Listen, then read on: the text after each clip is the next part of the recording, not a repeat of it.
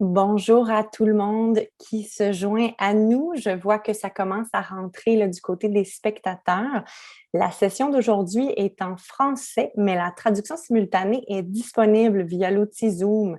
So to access the English simultaneous translation, find the Si vous voulez plan. avoir accès à l'interprétation simultanée, cliquez sur le petit globe en bas à droite. Ainsi, vous pourrez l'entendre dans la langue de votre... Ce sont mes collègues qui feront la présentation aujourd'hui et je m'occupe du petit mot d'ouverture en français dans le cadre de ce webinaire de l'Initiative canadienne pour des collectivités en santé.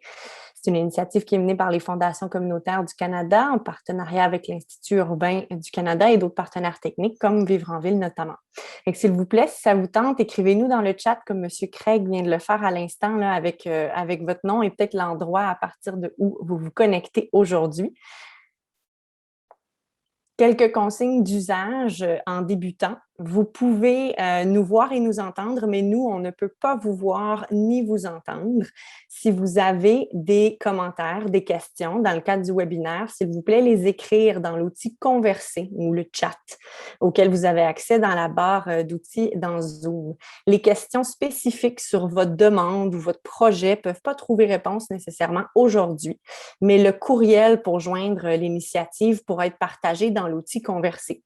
On va garder un œil sur l'outil Converser tout au long de la discussion d'aujourd'hui. Certaines de vos questions pourront être prises et posées aux présentateurs à la toute fin, puis d'autres pourront trouver réponse là, dans le chat là, grâce à certains collègues et partenaires là, de l'Institut urbain du Canada et des fondations communautaires. La session est enregistrée et elle sera disponible pour visionnement sur le site de l'initiative. On pourra partager le lien dans l'outil Converser.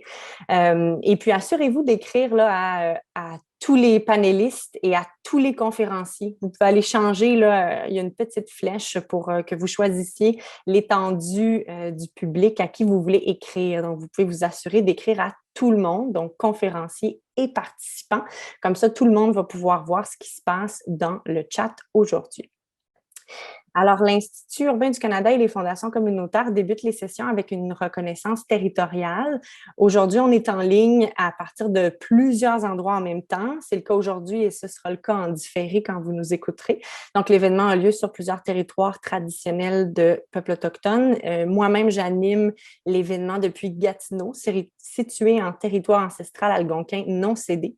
Donc, c'est encore bien peu insuffisant et souvent malhabile, mais je souhaitais vous partager que pour moi, la réconciliation, ça signifie de plus en plus de conversations, souvent inconfortables, mais au fort pouvoir transformateur, puis à chaque fois immensément enrichissante. Et je poursuis activement ma quête d'instruction, d'éducation personnelle et collective pour essayer d'opérer au mieux mon rôle d'allié. La session d'aujourd'hui vise entre autres le partage de connaissances puis à donner de l'inspiration. Merci Jean-Philippe de partager ton écran. Il ne s'agit pas d'une session sur comment remplir une demande. Il y a d'autres enregistrements à ce sujet-là accessibles sur le site web. Mais le webinaire d'aujourd'hui va donc se préciser sur la question de créer des espaces publics sécuritaires et vivants. Quelques idées pour vous guider. Donc, de nombreuses actions peuvent être posées en temps de pandémie et au-delà, par et pour les communautés, afin de créer des espaces publics sécuritaires et vivants. Puis à travers le webinaire qu'on vous présente aujourd'hui, Vivre en ville veut vous partager certaines notions de base pour l'ancrage de ces projets-là dans les milieux, qu'il soit question d'agriculture urbaine ou d'urbanisme transitoire en général. Merci de rester sur cette slide-là, Jean-Philippe, parce que je vais donner juste quelques mots sur l'initiative canadienne pour des collectivités en santé avant qu'on se lance. C'est un investissement de 31 millions de dollars du gouvernement du Canada pour transformer les espaces publics en réponse à la COVID. À travers des financements entre 5 000 et 250 000 dollars, l'initiative vise à appuyer des efforts locaux, donc des projets qui répondent aux besoins identifiés résultant de la COVID-19. Qui vise à adapter ou créer des espaces publics ou des programmes et services pour les espaces publics. Donc, dans l'intérêt du public, ça doit vraiment se passer sur des espaces et des territoires qui sont accessibles au public. Démontrer un souci de collectivité par rapport à la collectivité en lien avec elle, puis chercher à servir le grand public ou une population touchée de façon disproportionnée par la COVID. On va chercher à aborder différents thèmes. Tu peux changer de diapositive, s'il te plaît, Jean-Philippe. Donc, soit les espaces sécuritaires vivants, la mobilité ou le numérique avec la grande initiative. Aujourd'hui, on va se concentrer sur le premier thème, mais à travers le site Web, vous pouvez aller regarder la carte des projets qui ont été acceptés dans le cadre de la première ronde. Puis à chaque fois, il va y avoir un de ces icônes-là pour vous identifier quel type de projet de quel type de projet il est question. Donc, peut-être quelques brefs rappels avant de commencer. Consultez bien le guide du demandeur à chaque fois là, que vous posez une question sur le projet, puisque l'échéance pour dépenser les sous, si jamais vous obtenez un projet et du financement à travers l'initiative, elle se situe au 30 juin 2022. Donc, gardez ça en tête en regardant les projets et les idées qu'on vous présente aujourd'hui, parce que vous devrez déposer des projets ou des bouts de projets que vous cherchez à faire financer et qui pourront l'être d'ici au 30 juin 2022. Jean-Philippe, sans plus de temps, je te passerai la parole pour la suite. Merci Catherine. Donc, merci d'avoir mentionné justement l'élément sur le financement. Là, ça va bien sûr guider aussi notre présentation d'aujourd'hui. Puis, ça nous a permis aussi d'adapter certaines parties aussi. Donc, je me présente, donc Jean-Philippe Simard, je suis urbaniste et designer urbain chez Vivre en Ville. Et aujourd'hui, je suis aussi avec ma collègue Joëlle No, qui est designer urbain et qui fait partie aussi de l'équipe d'agriculture urbaine et de verdissement et d'urbanisme végétal chez Vivre en Ville. Donc, qui on est chez Vivre en Ville? On est une organisation d'intérêt public qui contribue partout au Québec au développement de collectivités viables. Donc, on œuvre tant à l'échelle du bâtiment qu'à celle de la rue, du quartier et de l'agglomération, donc vraiment à toutes les échelles, mais aussi surtout à l'échelle de l'espace public. Donc, ce qui est vraiment le cœur du sujet de notre webinaire aujourd'hui. On a des bureaux à Montréal, à Québec, ainsi qu'à Gatineau, donc on est partout dans la belle province, pratiquement. Donc, on l'a dit aujourd'hui, on revient à la demande générale sur un webinaire qu'on a déjà donné, mais qui je crois, a pu aider plusieurs organismes à s'organiser et à mettre en place leur projet pour déposer dans le cadre de l'initiative. Donc, créer des espaces publics sécuritaires vivants par le concept on va représenter aujourd'hui, qui est l'aménagement transitoire ou le placemaking. Donc, d'abord, deux éléments très importants avant de commencer et de rentrer dans le vif du sujet, c'est de bien définir qu'est-ce que l'espace public. Chez Vivre en Ville, c'est énormément important de bien lier, en fait, de bien définir qu'est-ce que c'est l'espace public. Bien sûr, ce sont les parcs, ce sont les places publiques, mais l'espace public, c'est aussi la rue. Donc, bien sûr, on vient donc couvrir là, les deux grands volets de l'initiative que sont créer des espaces publics sécuritaires et vivants, mais aussi on va pouvoir toucher par l'espace public au deuxième volet qui est l'amélioration des options en matière de mobilité. Là, souvent, les deux sont quand même assez liés puisqu'on va parler de piétons, on va parler de vélo, on va parler de végétalisation au niveau à la fois d'une place publique, mais aussi on peut déborder sur la rue à certains égards puis utiliser la végétalisation ou l'aménagement transitoire pour sécuriser nos rues. Et on peut le faire par une démarche qu'on appelle le placemaking, soit de l'aménagement transitoire en français. Donc ça, c'est une démarche en fait qui cherche justement à qui se fonde sur la démonstration et l'expérimentation et qui cherche vraiment là, donc à s'ancrer dans la co-création et l'appropriation ou la réappropriation de l'espace public par et pour les communautés. La manière que ça fonctionne, c'est un petit peu différent que des projets ou de la gestion de projets traditionnels qui est souvent très top-down. Mais on a vraiment une manière de fonctionner qui est plus bottom-up, donc qui part de la base et qui va se fonder sur, comme je viens de le dire, l'expérimentation. Donc, on va venir tester des manières de faire sur le terrain qui vont peut-être éventuellement aboutir même à créer des projets qui seraient permanents et qui répondent à des défis qui, en ce moment, en plus, ont été énormément exacerbés par la pandémie de COVID-19, que ce soit les enjeux de mobilité durable, les enjeux de pénurie d'espace vert ou d'espace pour socialiser en toute sécurité et en respectant les règles sanitaires. Donc, ce sont les deux grands concepts qui vont vraiment là, nous guider à travers le webinaire et on tenait à les rappeler. Si vous avez des questions sur le placemaking ou sur l'aménagement transitoire, il y a plusieurs outils qui existent, autant au Québec en français qu'en anglais, que ce soit dans le reste du Canada ou aux États-Unis. Donc, ça, c'est deux exemples très, très rapides. Là. Donc, l'OPCM à Montréal a produit des documents en ce sens-là. Il y a plusieurs organismes aussi qui œuvrent dans le milieu de l'aménagement transitoire au Québec. Et on a bien sûr l'organisme Project for Public Spaces qui, en anglais, ont énormément documenté cette manière d'aborder le projet urbain-là, qui est l'aménagement transitoire ou le placemaking. Donc, si vous voulez aller chercher plus d'informations.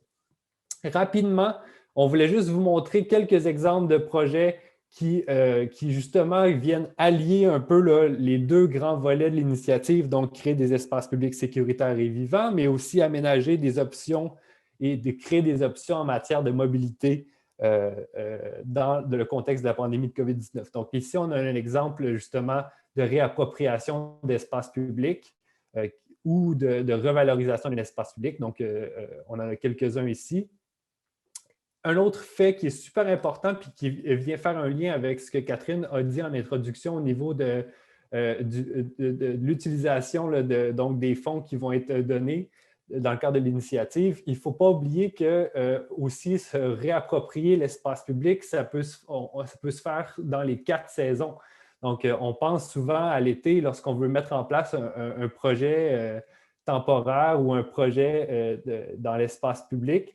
Mais il faut se rappeler que les effets néfastes de la pandémie de COVID-19 ou les différents enjeux de réappropriation d'un espace public sont aussi valides pour les 4 saisons, donc sont aussi valides à l'hiver. Donc, les projets que vous pouvez déposer peuvent avoir un volet hivernal ou un volet automnal, donc qui exploitent les différents potentiels des différentes saisons. Donc, on a différents exemples comme ça de projets qui essaie de justement créer des lieux de socialisation sécuritaire dans l'espace public, mais aussi en hiver. Et dernier volet, en fait, que je voulais vous montrer d'exemples de projets justement qui viennent vraiment allier tout l'enjeu de l'appropriation de l'espace public dans son ensemble, donc qui vient relier place publique et mobilité durable. Donc ici, on a un projet où vraiment on est capable de reprendre de l'espace sur la rue que ce soit des espaces de stationnement ou des espaces de voie pour les redonner soit aux piétons ou aux cyclistes pour créer de l'espace pour pouvoir circuler. Mais aussi, en plus de ça, on crée des lieux de rassemblement intéressants et sécuritaires. Bon, bien sûr, ça, c'est des photos qui datent un petit peu plus, où on avait le droit d'être rassemblés ensemble. Mais le concept reste là. D'autres exemples au niveau plus de la mobilité durable où on peut s'approprier des stationnements, par exemple. Donc, vraiment là, des exemples de projets comme ça où on peut aller chercher de l'espace sur la rue pour créer des lieux de socialisation, mais aussi végétaliser.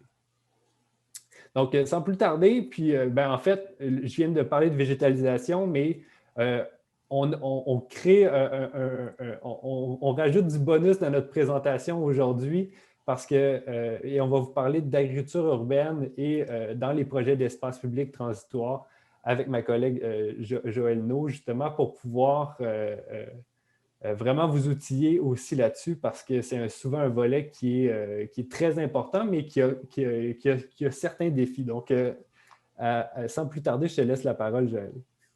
Donc, comme Jean-Philippe vient de le dire, justement, pour cette deuxième ronde de subventions, on souhaitait donc également vous présenter différentes idées pour intégrer une composante d'agriculture urbaine dans les projets d'espace public puis les aménagements transitoires, puisque ça constitue aussi une manière vraiment de venir améliorer la qualité de vie des résidents. Puis comme on l'a vu pendant la crise sanitaire, les systèmes alimentaires ont été fortement ébranlés La pandémie a vraiment exacerbé la précarité alimentaire de certains groupes qui étaient déjà vulnérables. Donc, d'intégrer un volet de production alimentaire dans les espaces publics, ça peut vraiment donc être une façon durable de soutenir les communautés et les groupes vulnérables. Puis pour activer un peu ce potentiel-là agricole dans les espaces urbains, on va d'abord comprendre ensemble à quoi on fait référence quand on parle d'agriculture urbaine. Donc, en gros, l'agriculture se définit comme un ensemble d'activités qui permettent de la production végétale, mais également la production animale. Et les produits sont destinés à l'alimentation. Puis les activités que cette production-là génère, donc ça peut être à des fins professionnelles et lucratives, à des fins communautaires ou aussi à des fins personnelles. Puis ce qu'il faut comprendre aussi, c'est qu'au-delà de la production, l'agriculture urbaine comprend aussi tous les services qui sont générés par cette activité-là. Donc, on peut penser à la transformation des produits, à la distribution ou même à la gestion du cycle de vie des aliments. Puis ce qui fait en sorte que les projets d'agriculture en milieu urbain se démarquent de la production industrielle agricole. En fait, c'est le résultat d'un mouvement social qui vise une réappropriation sur deux fronts.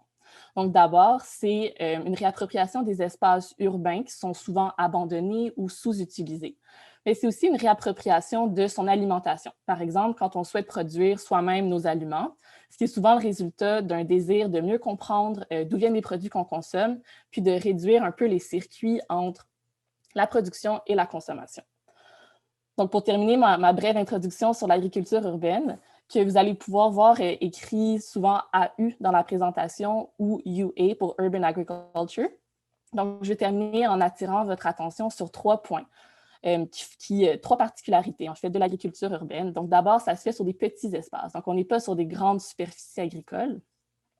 Ensuite, on observe une tendance vers le low-tech, à la différence du high-tech. Donc, on va avoir recours à des outils et des savoir-faire locaux, accessibles et durables. Finalement, l'agriculture se démarque aussi par son intégration à la trame urbaine. Donc, on la retrouve souvent intégrée à même les bâtiments, sur les trottoirs, les rues et les espaces publics de toutes sortes. Donc, pour illustrer différentes manières d'intégrer l'agriculture à l'espace public, je vais vous proposer quelques exemples qui vont nous permettre de voir vraiment le vaste potentiel de l'agriculture en milieu urbain. Donc, en premier lieu, ici, on a des bacs de plantation destinés à l'alimentation qui ont été intégrés à des aménagements dans le cadre de la piétonisation de l'avenue du Mont-Royal à Montréal. Un autre projet dans le cadre d'un projet plus de placemaking ici, donc sur une friche urbaine en bordure du fleuve. Il y a une section qui a été dédiée à des bacs de plantation. Puis les produits qui étaient cultivés dans ces bacs-là étaient utilisés directement sur place dans les breuvages et les plats qui étaient vendus aux personnes présentes. Un autre exemple, donc près du campus de l'Université de Montréal, il y a une portion d'une rue qui a été fermée pour y aménager une placette où un important volet a été dédié à la plantation de végétaux comestibles. À Vancouver, un organisme communautaire puis une firme d'architecture de paysage qui ont joint leurs efforts pour aménager un jardin communautaire. Puis les membres et les résidents qui habitent aux alentours entretiennent ce jardin-là. La production est ensuite destinée à différents groupes vulnérables à travers la ville. Un exemple de jardin communautaire à Philadelphie. Donc, des citoyens ici ont entrepris de produire des aliments qu'ils récoltent eux-mêmes pour leur propre consommation. Puis un dernier exemple, donc finalement, quand le contexte réglementaire le permet, on peut même retrouver des installations pour l'élevage animal dans les jardins communautaires. Donc par exemple, ça peut être des poules ou des abeilles dans d'autres contextes. Donc souvent, l'élan pour l'agriculture urbaine est d'abord économique. Puis la popularité nouvelle de l'agriculture qui a vraiment explosé dans les dernières années, c'est entre autres fait par un nouveau mouvement alimentaire, donc en plein essor, qui met l'accent sur une alimentation saine, locale et peu transformée. Donc, en plus des avantages économiques, comme le fait que ce soit une source de revenus, d'approvisionnement, puis que ça crée de l'emploi, l'agriculture urbaine peut aussi être une façon d'embellir et de verdir les quartiers.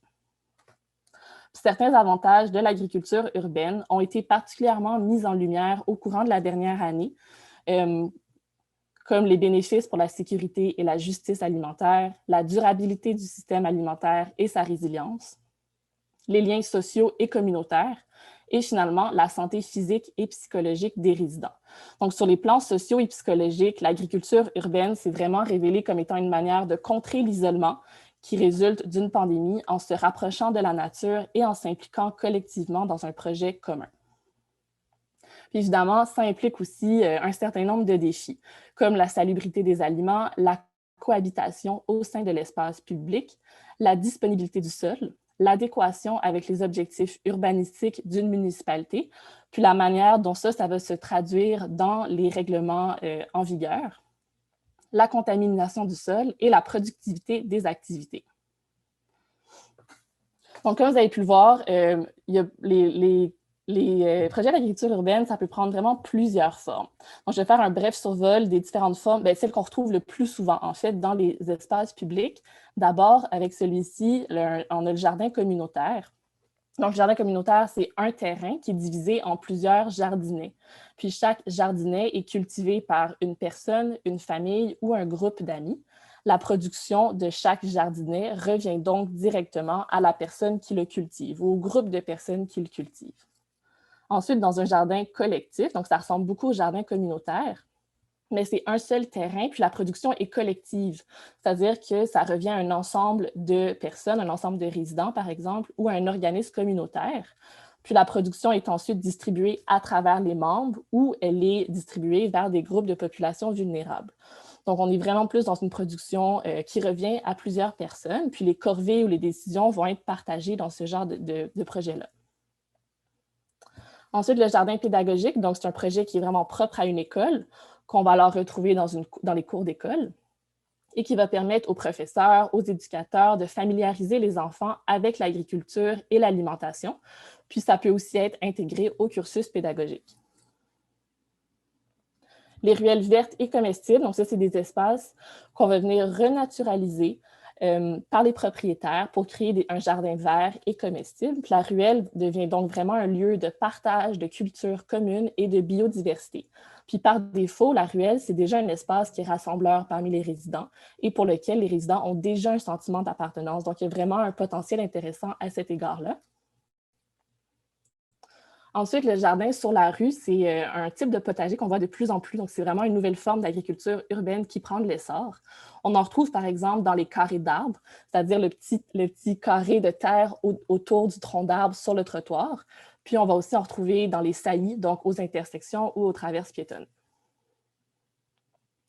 Finalement, les jardins dans les parcs. Donc, ça va vraiment permettre ici de se familiariser avec la culture maraîchère, d'offrir une initiation au jardinage aux jeunes enfants, puis d'avoir une action directement sur le verdissement du quartier à une plus grande échelle.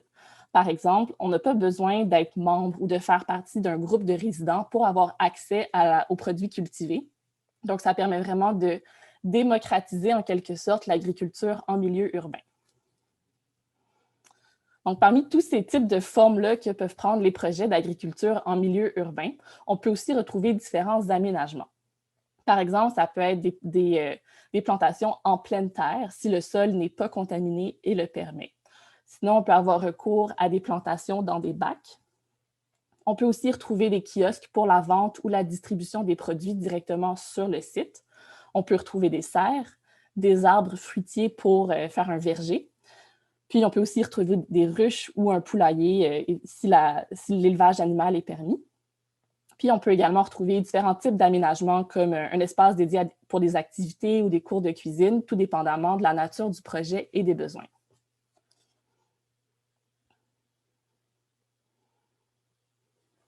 Merci, Joël. Donc, en fait, bien sûr, tous les exemples d'agriculture urbaine proviennent en fait d'un besoin parce que souvent dans les espaces publics, c'est un volet qui prend énormément de place dans le concept d'aménagement et on va pouvoir en parler un petit peu plus loin. Mais juste avant de rentrer directement dans les trois grandes étapes pour mettre en place un projet d'aménagement transitoire, on voulait vous présenter un peu une boîte à outils de référence utile que l'on avait présenté précédemment, mais que là, on veut aussi, qu'on a bonifié, qu'on veut vous présenter à nouveau. Donc, il y a plusieurs références qui sont très intéressantes là, pour mettre en place des projets d'aménagement transitoire qui incluent de la végétalisation, justement, là. Donc, on a des exemples français donc, qui sont sortis assez rapidement, assez tôt là, au niveau là, de la pandémie de COVID-19, justement pour adapter en fait les espaces publics, mais aussi les espaces sur la rue pour donner plus d'espace aux piétons et aux cyclistes. Donc, des publications du CRMA, des publications montréalaises de la part de nos collègues du Centre d'écologie urbaine. Et il y a aussi différents guides aussi pour l'aménagement transitoire qui ont été faits au niveau de la Ville de Montréal. Donc, je vous invite à aller les consulter. Ce sont souvent des outils qui sont vraiment très enrichissants, mais aussi très synthétiques. Donc, je vous invite à aller les voir. Sinon, bon, il y a d'autres références qui sont très intéressantes, mais qui cette fois-ci sont en anglais. Le NACTO a produit une documentation qui est très liée en fait aux enjeux de la réappropriation de l'espace public en temps de pandémie pour que celle-ci puisse être sécuritaire mais reste vibrante et intéressante.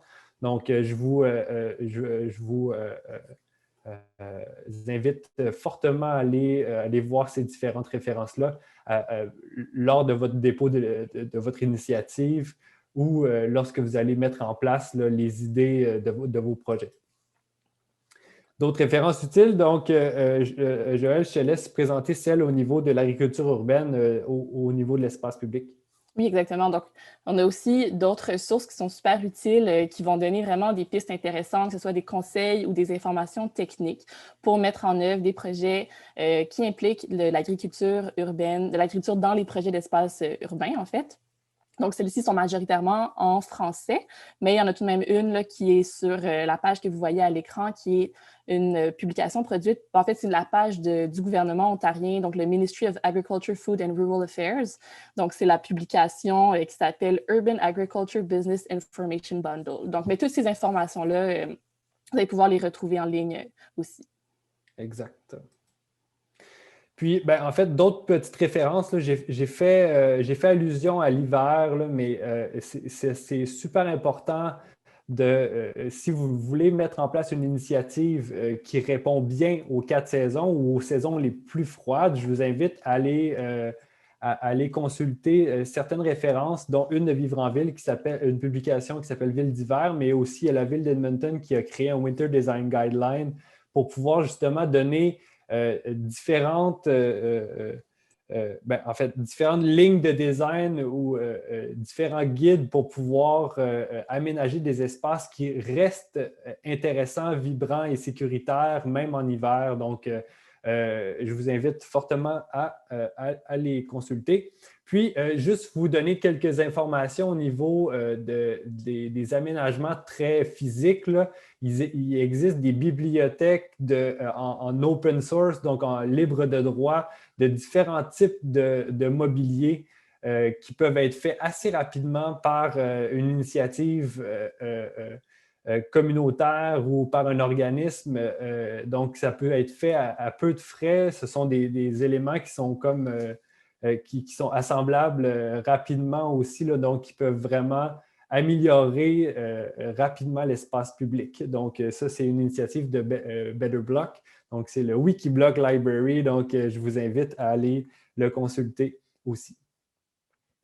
Il y a d'autres ressources sur l'équité aussi, qui est un volet énormément intéressant et énormément important, là, donc, qui a été produit par J. Peter Placemaking, là, justement, sur comment arriver à créer des espaces publics qui sont équitables et qui sont aussi rassembleurs pour tous.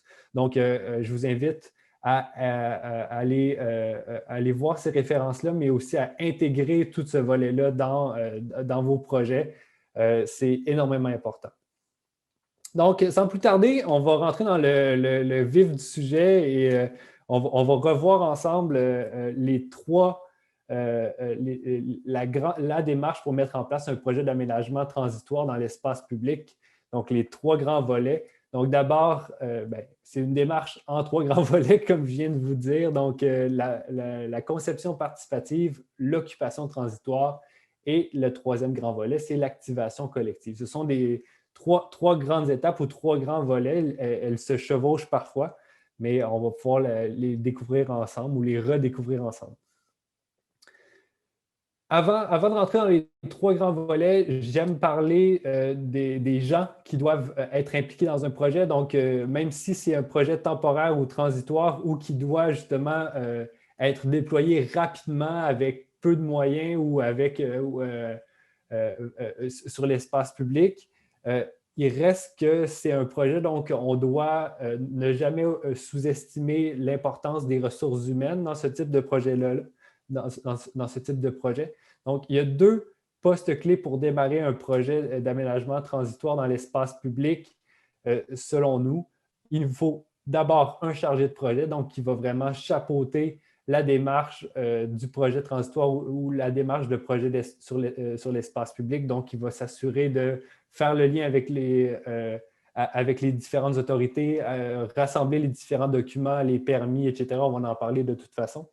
Et nécessairement un agent de mobilisation ou une agent de mobilisation et son équipe, si c'est possible ou si vous en avez les moyens, ce serait encore mieux.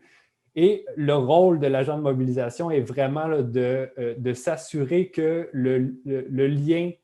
assurer le lien avec les différents organismes et les différentes parties prenantes qui vont participer au projet. Donc, s'assurer que l'espace public transitoire ou le projet qui va s'insérer dans la rue va pouvoir vivre et va pouvoir faire en sorte que les organismes qui sont autour ou qui sont dans les quartiers autour puissent vraiment s'impliquer. Joël, je te laisse aller en fait sur les autres acteurs qui peuvent être impliqués, surtout au niveau lorsqu'on veut intégrer un volet d'agriculture urbaine dans le projet. Là. Exactement. Donc, en plus des 2 postes dont Jean-Philippe vient de parler, le chargé de projet puis l'agent de mobilisation ou l'équipe de mobilisation, il y a aussi plein d'autres acteurs donc, qui vont être intéressants à venir mobiliser. Puis ça va être vraiment au rôle du chargé de projet et de l'équipe de mobilisation de venir solliciter puis collaborer avec les bonnes parties prenantes au bon moment. Par exemple, il y a le milieu municipal, gouvernemental et institutionnel. Donc, on va retrouver les ministères et les regroupements de services sociaux et de santé, par exemple. Il y a aussi le milieu de la recherche, donc dans lequel on va retrouver les universités, puis les groupes de chercheurs, les organisations spécialisées par la suite. Donc, surtout quand on parle de placemaking ou d'agriculture urbaine, ça va être des organisations en design, en agriculture, en aménagement du territoire. Ensuite, les entrepreneurs en agriculture urbaine commerciale, donc pour la distribution, les marchands, les producteurs locaux, les fermiers. Et finalement, le dernier groupe d'acteurs qui peut être impliqué dans les tels projets, c'est les citoyens, puis ça peut prendre plusieurs formes. Donc, on peut parler de comités de quartier, associations de riverains ou des organismes communautaires. Je te repasse la parole, Jean-Philippe. Exact. Merci, Joël. Dans le fond, exactement. Donc, je parlais de notre chargé de projet, de notre agent de mobilisation, puis souvent, c'est le rôle de ces 2 personnes-là de faire le lien entre et de faire un bon mapping entre les différentes parties prenantes et les différents acteurs qui vont devoir être impliqués dans le projet à une ou à plusieurs des étapes du projet. Donc, c'est super important. Puis bon, là, ici, on a vraiment un éventail très large d'acteurs, mais il ne faut pas oublier aussi tous les organismes qui sont impliqués dans les quartiers ou dans les milieux, qui font une différence aussi. Donc, c'est vraiment important aussi de les impliquer. Donc, sans plus tarder, on va rentrer tout de suite dans le premier volet, donc le grand premier volet de conception participative, donc d'un projet d'aménagement transitoire. D'abord, souvent, il y a un volet participatif à tout ça. Donc, on va mettre en place des activités d'idéation et de mobilisation du milieu. Donc, on va essayer ensemble, avec les différents organismes et les différentes parties prenantes, de définir qu'est-ce que devrait être le projet, mais aussi quels sont les besoins qu'on doit remplir à travers le projet. Bien sûr, il y a toutes les notions de sécurité au niveau de la pandémie de COVID-19, mais quels sont les défis et quels sont les différents éléments ou les besoins qu'on veut absolument aussi intégrer dans notre projet pour qu'ils puissent peut-être perdurer aussi dans le temps. Donc, qui s'en occupe, bien sûr, c'est l'agent ou l'équipe de mobilisation de terrain, donc qui va s'assurer de rassembler les différents organismes et souvent autour d'une table comme il y a là, mais on peut aussi faire ces activités-là sur le site ou sur le terrain qu'on convoite. Donc, si on sait déjà où on va s'installer en bonne partie, où on a une idée de certains endroits, bien, on peut amener les citoyens à dire, bon, bien, OK, on a plusieurs sites que l'on convoite où on sait qu'on pourrait déployer peut-être un projet d'espace public transitoire, lequel vous conviendrait le mieux ou lequel répondrait le mieux aux défis ou aux besoins qu'on veut intégrer. De plus, en plus des activités de mobilisation en amont du projet, donc pour définir le projet, il faut garder en tête que la mobilisation du milieu et des organismes, c'est une démarche qui ne doit pas se faire seulement au début, mais qui est une démarche transversale. Donc, vraiment, la mobilisation doit se faire en continu du projet. Donc, l'équipe de mobilisation d'un projet transitoire doit s'assurer que le reste de la population, que ce soit les citoyens et les autres organismes qui sont autour, se sentent aussi impliqués dans le projet tout de long. Donc, on s'assure que ça puisse vraiment rayonner dans le quartier ailleurs et que ça puisse valoriser aussi d'autres organismes. Donc, c'est d'autres exemples d'activités qui peuvent avoir lieu.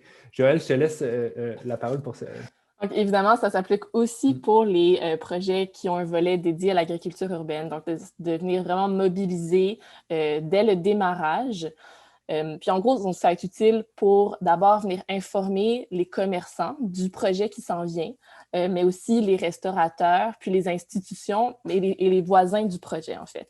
Puis ça va être utile pour venir recueillir leurs enjeux, leurs aspirations, pour que le projet qui va être mis sur place vienne vraiment répondre à un besoin de la communauté. Puis ça va vraiment donner un point d'ancrage au projet, qu'il y ait déjà des gens qui soient informés et qui puissent prendre part à cette étape-là dès le démarrage du projet. Puis pour faire ça, c'est sûr que ça va demander de venir cibler un peu quels indicateurs on veut venir recueillir et analyser dès les premières étapes du projet.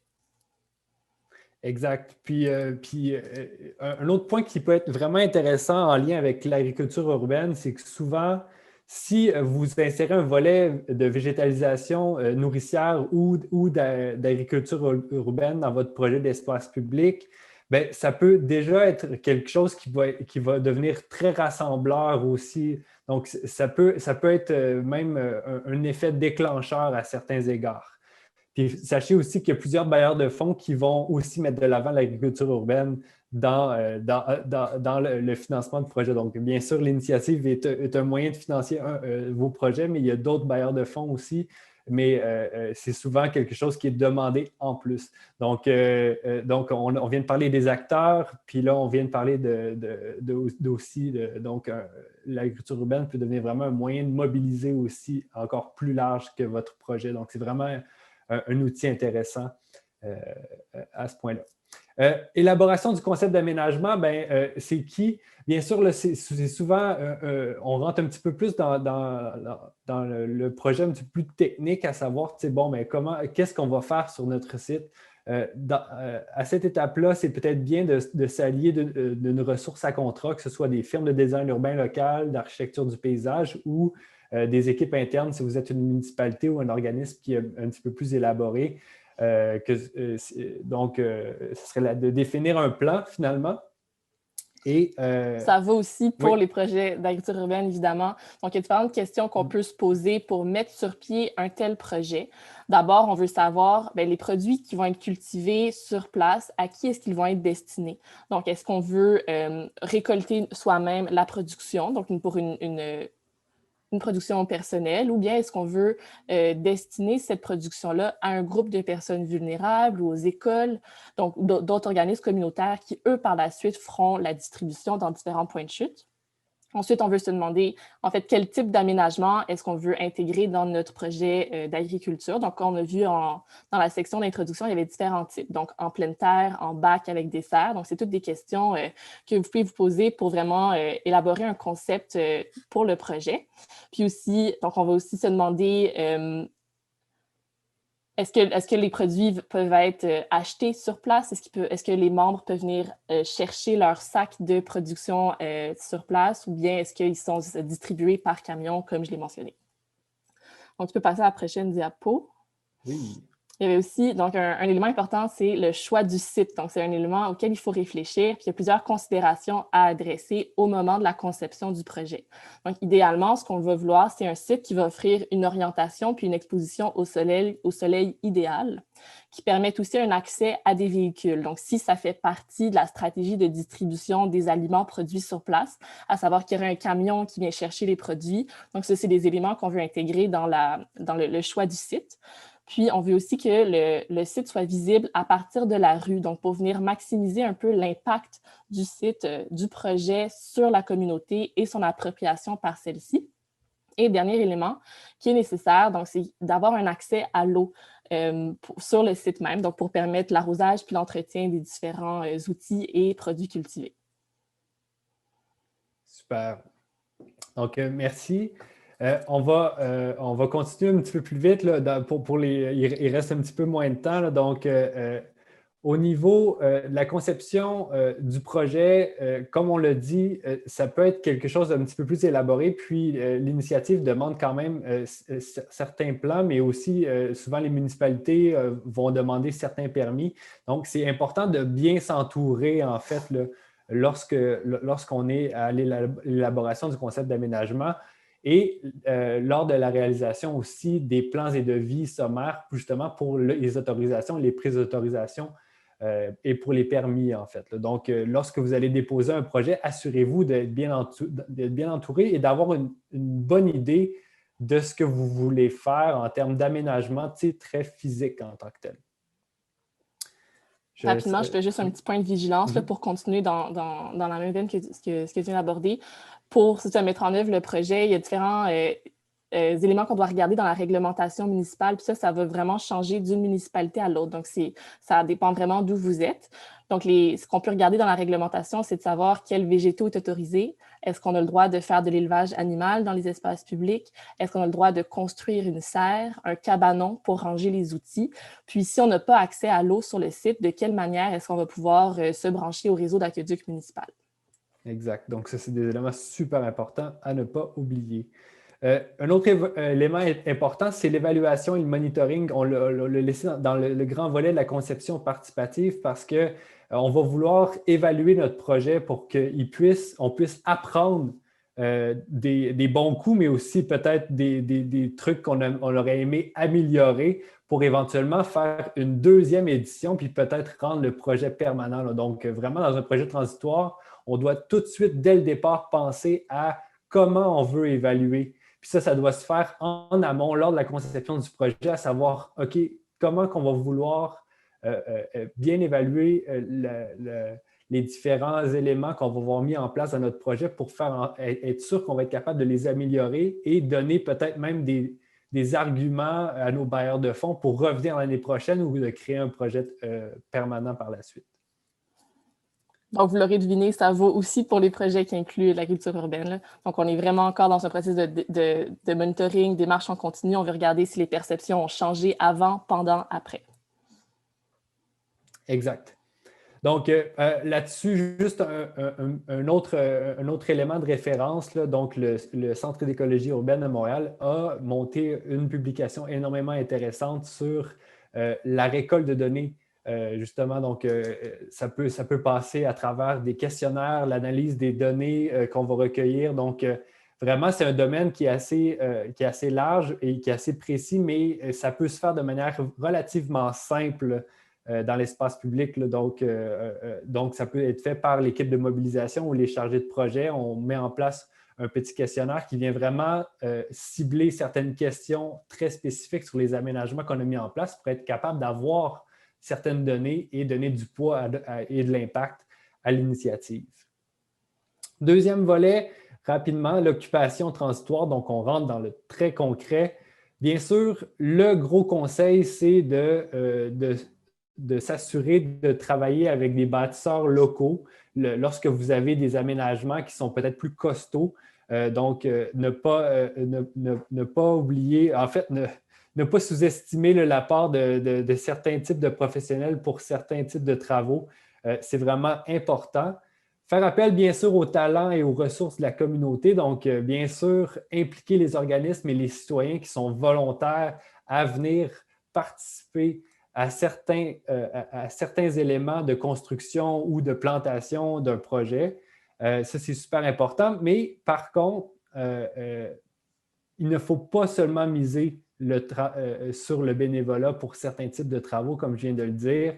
Il y a certains éléments que peut-être que vous allez vouloir faire construire par des personnes qui sont peut-être plus professionnelles au niveau de votre communauté.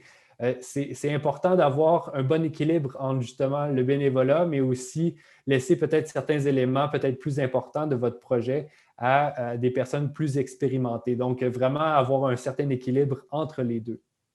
Bien sûr, utilisez des matériaux locaux lorsque vous allez construire vos projets le plus possible. Et il y a souvent plusieurs ressources qui peuvent être faites à partir de matériaux recyclés. Donc, vous allez pouvoir peut-être vous approvisionner auprès d'espaces où il y a des matériaux usagés, que ce soit des écocentres, des entreprises privées qui ont des éléments à redonner ou des éléments en bois qu'on peut retransformer comme des palettes, les fameuses palettes. Pour l'agriculture, donc évidemment, tous ces types les mêmes matériaux qui reviennent, c'est sûr, les planches de bois, etc. Mais ce qu'on peut rajouter aussi, à quoi il faut penser, c'est aussi les géotextiles, le fertilisant, compost, différents types de terreaux, les plantes et les semences. Puis ça, oui, on peut venir se les procurer donc dans les éléments qui sont inscrits dans la bulle bleue au bas de la diapositive. Mais il y a aussi les semenciers locaux, par exemple, chez qui on peut venir se procurer des semences pour le projet d'agriculture. Absolument. Là, surtout au niveau du compost, de la terre, des différents semis, souvent dans les organismes communautaires autour ou déjà des organismes qui font déjà des espaces de plantation. Il y a moyen de vraiment créer des économies d'échelle en partageant entre différents organismes ces différents éléments-là. Donc, c'est vraiment à vous d'utiliser la créativité de votre collectivité, finalement, là, surtout sur ces éléments-là. Donc, bien sûr, utilisez les méthodes et les dispositions qui sont significatives pour votre communauté. Donc, ça, c'est super important parce qu'on présente souvent des exemples d'aménagement transitoire qui ont un certain style ou une certaine esthétique, mais ça ne vaut, ça vaut pas pour tout le monde. Et prenez les matériaux et les techniques qui semblent être les plus adéquates pour votre milieu et qui reflètent les valeurs et l'identité de votre communauté. C'est énormément important. Donc, puis utilisez tous les moyens qui vous semblent être pertinents et possibles pour le faire. J'ai un point rapide, là. Donc, il y a différents types d'agriculture qui peuvent être utilisés, donc bio-intensif, permaculture, d'autres types qui sont respectueux de l'environnement. Mais quelque chose qui est intéressant à être intégré dans le processus de production, c'est tout ce qui est par rapport à l'économie circulaire. Donc, pour vraiment venir ficeler un peu toutes les activités reliées à la production agricole, particulièrement dans un esprit de communauté, de résilience, gérer les résidus alimentaires aussi. Oui, bon, un point très rapide sur les achats et l'immobilisation. Il faut garder en tête aussi de prévoir une partie du budget pour tout ce qui est achat qui est nécessaire pour créer les ambiances ou accommoder certaines activités que vous allez vouloir créer sur le site. Puis, ça vaut justement aussi pour les espaces en agriculture urbaine. Joël, je te laisse continuer. Tu peux passer directement à la prochaine diapositive pour ne pas s'éterniser là-dessus. Donc, pour ce qui est de l'entretien, ce qui est vraiment un volet un peu plus particulier pour l'agriculture urbaine, donc ça va demander une plus grande coordination pour l'accès aux outils, l'accès aux sites, pour pas, évidemment, qu'on aille vers des enjeux de vandalisme, donc pour bien ranger les outils. Donc, il faut se poser des questions. Est-ce qu'on veut un cabanon? Est-ce qu'il est barré? Qui a accès? À quelles heures? Puis, si on veut partager les outils, bien, c'est important aussi de prévoir du matériel pour désinfecter les outils, particulièrement en temps de COVID, puis des règles de partage et de bonne conduite, évidemment. Puis aussi, ce qui est intéressant, avant de quitter les lieux sur un site d'agriculture urbaine, on peut aussi prévoir un peu comme une checklist des éléments à faire avant de quitter pour que le site reste sécuritaire et bien entretenu. Absolument, c'est énormément important. Puis, ça me permet de faire le lien avec le démontage ou le remisage. Donc, souvent, les projets transitoires ou temporaires vont souvent être démantelés ou remisés pour l'hiver. Mais on a parlé beaucoup, justement, du 4 saisons. ce que on essaie de favoriser chez Vivre-en-Ville pour ce type d'aménagement-là, ce serait que ces projets-là ne nécessitent pas ou peu de démontage, justement. Si c'est possible de vous arranger avec les différentes autorités avec qui vous faites affaire pour que les aménagements puissent rester sur le site. Puis souvent, l'argument de l'agriculture urbaine peut vous servir justement là-dessus pour vous dire, ben, on peut laisser nos bacs plantés là, où on a planté en pleine terre, etc. Donc, c'est essayer le plus possible en amont de vous assurer que le projet puisse rester sur le site pendant les 4 saisons. Troisième et dernier volet qu'on va passer rapidement, c'est l'activation collective, en fait, du milieu. Donc, bien sûr, on peut créer une programmation ouverte sous la forme d'un appel à proposition, donc justement pour mobiliser les autres organismes du milieu. Donc, si on crée un espace public qui a différents espaces où on peut socialiser, bien, on peut créer des activités à partir de là avec un appel à proposition de projet avec des artistes ou les organismes locaux. Ça peut se faire, bien sûr, l'équipe de mobilisation doivent assurer une certaine présence sur le site les jours d'activité pour justement accueillir les visiteurs et accueillir les différents organismes qui vont venir tenir les activités sur le site. Donc ça, c'est très important et c'est vraiment à ne pas négliger si vous voulez mettre en place une programmation sur votre site.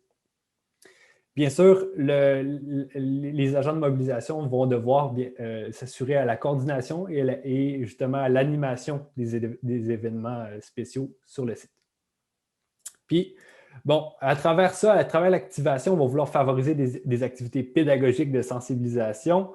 On va vouloir prévoir un budget pour soutenir les artistes locaux. Donc, c'est vraiment intéressant d'utiliser l'aménagement transitoire pour donner un espace pour les artistes de votre quartier ou de votre milieu. C'est absolument primordial. Puis je pense que ça tient aussi là, pour la culture urbaine, Joël.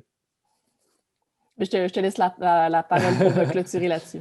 Oui, absolument. Là, donc, ça tient aussi sur l'aménagement d'espace en agriculture urbaine. Donc, on peut utiliser vraiment la créativité des citoyens et des organismes pour faire en sorte que ces espaces-là puissent être vraiment intéressants, mais aussi à l'image de la communauté qui la met en place.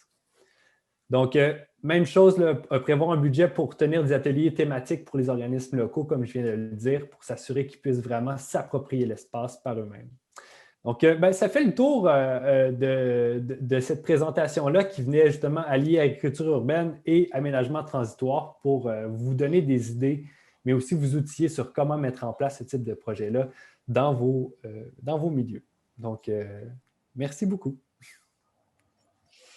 Merci beaucoup, Joël, Jean-Philippe et Catherine, pour cette présentation. On voit dans le chat que c'est vraiment bien apprécié.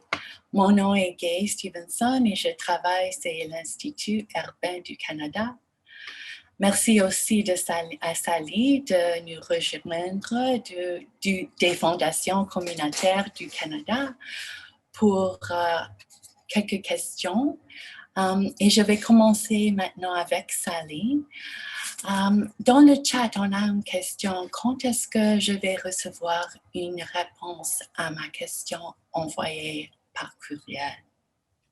Bonne question et merci pour cette belle présentation à l'équipe de Vivre en Ville. Alors, nous essayons de répondre à toutes les questions aussi vite que possible. Ma suggestion, c'est vraiment de regarder toutes nos ressources avant de nous envoyer un courriel pour voir si vous pouvez trouver la réponse à votre question dans les documents que nous avons créés pour ce programme. Mais après, si vous nous envoyez un courriel, un message, ça prendra à peu près 3 à 4 jours parce que nous avons un volume très élevé de demandes. Merci Sally. Merci pour tout votre travail. Répondre au courriel aussi. Jean-Philippe et Joël, je vois dans le chat, il y a une question. Est-ce que l'un de vous pouvez repriser la définition de placemaking? Oui, absolument. Là. Donc, le placemaking se définit, en fait, Regardez, je vais nous trouver une définition, là. Donc, l'idée, c'est vraiment d'ancrer le projet d'espace public dans la co-création, puis justement l'appropriation ou la réappropriation de l'espace public par la communauté, là. Donc, c'est vraiment la définition la plus simple, donc de créer plusieurs petits projets dans une ville ou dans un espace public et s'assurer que ces espaces-là puissent répondre vraiment aux besoins du milieu et de la communauté, puis qu'on puisse démultiplier ces petits espaces-là dans la ville pour s'assurer que on puisse avoir un réseau d'espaces publics vibrants dans une ville. Donc, ça serait une définition très, très rapide du placemaking. Après ça, on peut vraiment rentrer dans le fait que sur l'espace public en tant que tel, dans l'espace qui va être créé, on doit pouvoir aussi répondre à différents besoins de différents types de populations. Donc, on a parlé du principe d'équité tout à l'heure. Donc, dans un espace même, on doit même être capable de faire différentes choses. Donc, l'espace public ne doit pas être dédié à une seule utilité, mais à plusieurs. Donc, c'est vraiment un principe qui s'attarde autant à comment aménager un seul espace public, mais aussi à démultiplier ces espaces publics-là en réseau dans la ville. Je ne sais pas si c'était trop technique, là, mais j'espère avoir répondu à votre question. Mais comme je vous dis, on a mis énormément de références en lien avec le placemaking. Puis, on va pouvoir donner plus d'informations par la suite. Merci beaucoup.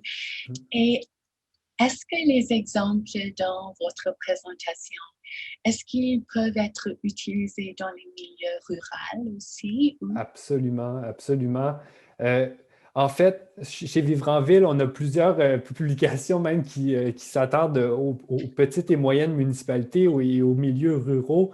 En fait, à peu près tous villes et villages ont quand même une rue principale, ont des milieux urbains qui peuvent être valorisés pour à la fois les piétons, les cyclistes, et souvent, ces milieux-là ont aussi toutes les répercussions de la pandémie de COVID-19 en termes de distanciation physique, en termes d'isolement social. Donc, ce sont des défis et des besoins qui s'appliquent à la fois aux milieux urbains et aux milieux ruraux.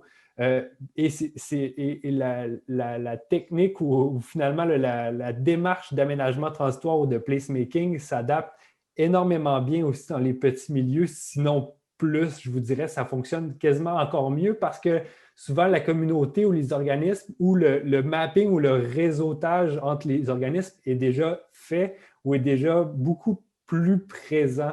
Donc, je vous dirais que c'est encore mieux dans les milieux ruraux. Alors, je crois qu'on est dans les dernières minutes. On espère sincèrement d'avoir répondu à toutes vos questions.